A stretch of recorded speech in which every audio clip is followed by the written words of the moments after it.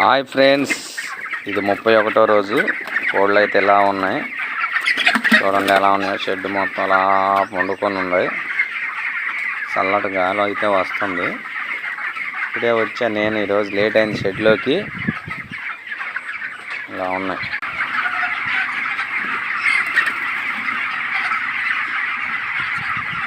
ఇక్కడ ఒక వీక్ చనిపోయింది. ఎప్పుడా అని ఎదురు చూస్తున్న టైం నా దగ్గరకు వచ్చింది. ఇంకా 9 రోజుల్లో లిఫ్టింగ్ మొదలు పెడతాను. చూడండి ఎలా ఉన్నాయో.